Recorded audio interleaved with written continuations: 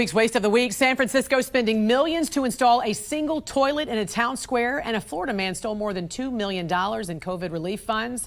Founder and CEO of OpenTheBooks.com, Adam Andrzejewski, has all the details for us right now. Welcome back to the National Desk. Happy Friday, Adam. Happy Friday, Jan. San Francisco's Noe Valley Town Square opened in 2016, and they just announced they're finally getting around to installing a single public toilet with the price tag of $1.7 million. Come on, Adam, this can't be real. Ouch. Well, this was discovered because the lawmaker was bragging about it, about bringing home the bacon. He said, they asked me for $1.7 million.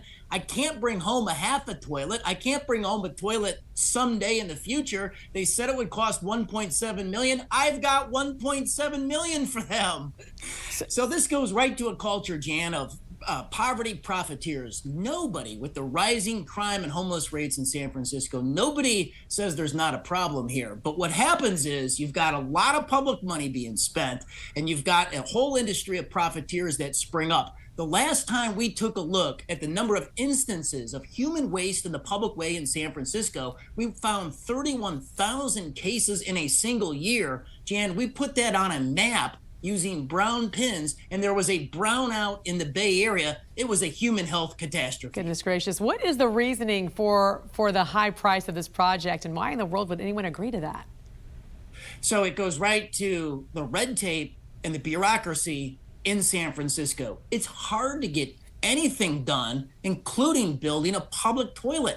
You've got an entire public comment process, you've got a permitting process, and a lot of red tape that stands in the way. And then the union shop builds it, and it's very expensive. Union workers cost more than private sector workers. They've got a cadre and a suite of benefits, and the San Francisco Parks Department admits that it's expensive, but they say that's the cost of doing business. These are our values. Goodness. And now to another shake your head case of pandemic fraud. A Florida man stole $2.6 million in COVID relief funds. He did this, I read, by filing fake payroll tax documents, a commercial lease as well he was able to obtain. Tell me more about this scheme, and how did he get away with it, and what did he buy?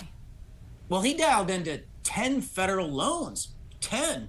And he made up his companies out of whole cloth. So, Jan, the feds busted him for having one Main Street program loan, 4 economic injury disaster loans, and 5 paycheck protection loans totaling $2.6 million. And he turned around. He bought stocks and bonds. He bought 2 homes in Naples, Florida, an upscale community, obviously. He bought a 4-carat diamond ring and a speedboat.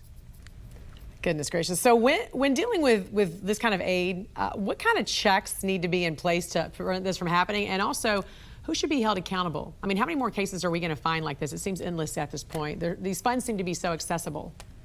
Well, the fraud here across all federal aid programs is now rivaling $600 billion. It's the largest fraud in the history of the country. And so you have this going on because the feds, at the height of the pandemic, they sacrificed security for speed. You didn't have basic accounting controls. You didn't have basic verification of identity controls. For example, this guy that stole the $2.6 million, he made up the employee names, he made up their social security numbers, he faked his own history. He had a prior criminal conviction. So you have to get back to the basics. You have to institute basic accounting controls. It can be done. The Biden administration is taking baby steps in this regard, but there's a lot more aid that's continuing to go out the door. And so this is actually a question in real time that they need to tighten the accounting controls. Well, it sounds like they were giving all the money out and saying basically be as fast as you can to get the money out, then ask questions later, which That's right. should be the reverse, obviously, so we don't see more cases like this. All right, founder of OpenTheBooks.com and CEO Adam Andrzejewski, great to see you. Happy Friday. Thanks for joining us. Thank you, Jan.